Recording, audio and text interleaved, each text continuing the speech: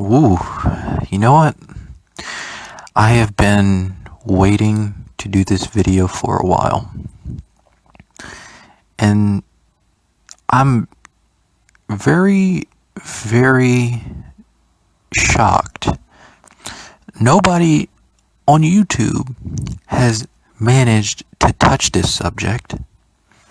And in fact, many of them have praised what I'm about to talk about. Whew. And it's the lack of outrage from the trans community regarding many of these supposedly these leftists supposedly pro-trans media depictions in the media.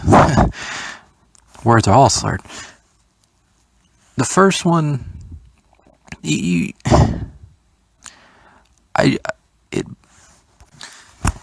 baffles me how the trans community is perfectly comfortable when they have a trans character on screen. But and if you looked at the recent Rocco, there's a show on Netflix of it, and I believe Jared Leto was playing a trans character, and I find these disturbing because you have all these chicks on YouTube saying, you know, trans women are women too, and all this other stuff.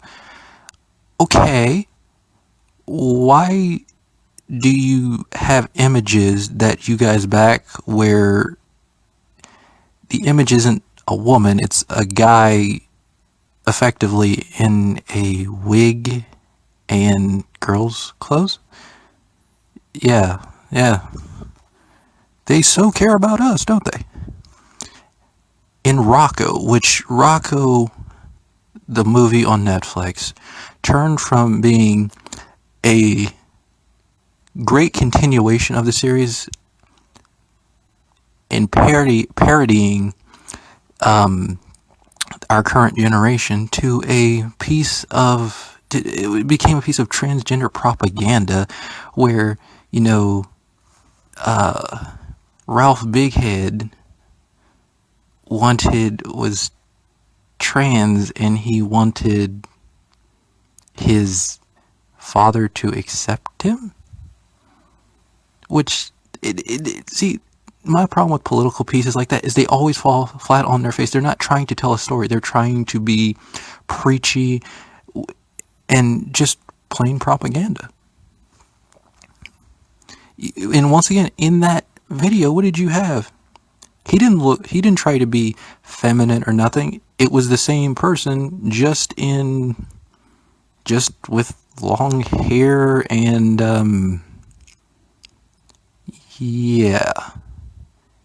a dress on, which, if I don't know, because people say, you know, Donald Trump is transphobic, which I say he's not, but would you call that transphobic or making a mockery of trans people by doing that?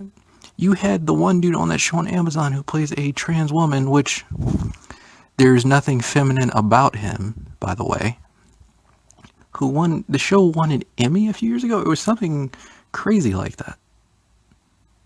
Which I don't, like I said, once again, I don't know how that's not outraging that basically you have a dude in drag looking like a man with long hair and putting on women's clothes. There's no femininity or hell, even in Rocco, Ralph Bighead still had a fucking deep voice. He didn't try to change his voice. There was nothing trying to be feminine about it. Watch Dogs 2. I think her name was Miranda. Same deal. Well, no, I'll be fair. Miranda actually looked like a girl to an extent. Which, yeah. Once again, I don't get it. Someone needs to help me understand, because, you know, there's an article, I want to say it was by Vox, it's like, you know, the trans people coming, some shit about Well, the trans the transphobia regarding Rocco's modern life is disturbing. Okay. I say that to say this. What they're basically saying, telling you, and showing you is just you're nothing but men trying who just put on a wig and a dress. That's basically what they're telling you. And it's interesting that this pro-diversity thing happened, and I want to say it was about 10 years ago. You had Always Sunny in Philadelphia, where you had a trans character played by a woman who was actually had a relationship with one of the characters on the show. I believe it was Ralph McElhenney's character, so Mac, which I think that's far more, quote, progressive than these modern depictions. Because I would think these modern depictions, if Donald Trump, put it this way, if Donald Trump made those depictions of you guys, there would be a whole outrage, and there would be more Dems calling, well, yeah, there would be a definite witch hunting ceremony outside the White House. And I want to say, what there was another show. I want to say it was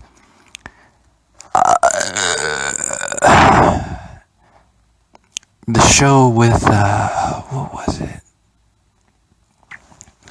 Oh, it wasn't, not the Bold and the Beautiful, The Young and the Restless, where you had a trans character on it played by a woman, which you didn't know that person was trans, so you look at it because, to quote you guys, women are women, right? Well, trans women are women, rather.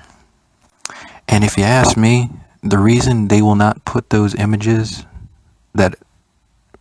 those non-progressive images on television and in movies, if you ask me my opinion, one, they just see you as a bunch of men, as a bunch of just men pretending to be women. And the other one is they don't want to piss off many of these, quote, cis women, simply because they see trans women as the enemy. And if you ask me, what I say is simply, competition makes everything better, and if you feel threatened by a trans woman, well, you need to step your game up. Simple than that. And I'm not saying trans women are uglier than regular women. No, they're not. Absolutely not. This is just how women see you. This is why when, they'll be all inclusive to if they have like a trans friend or something. But then if she starts dating a guy, they'll be like to themselves, I didn't know he was gay. Or there's the personal favorite when they see a guy that they like that trans person. I've seen this before. What they will do is they will say, well, that's a man. But just like they're liberal, just like, liberals, these feminists, they're highly disingenuous. And if you ask me, you cannot trust them, and you cannot trust the L, the B, the G, and the B, because they've been trying to kick the T off for a long time now, in case anyone hasn't realized that. But as always, I always will accept dissenting opinion. So if you have one, please leave it in the comments. I'm always up to, have a back and forth. We can have that conversation. No problems.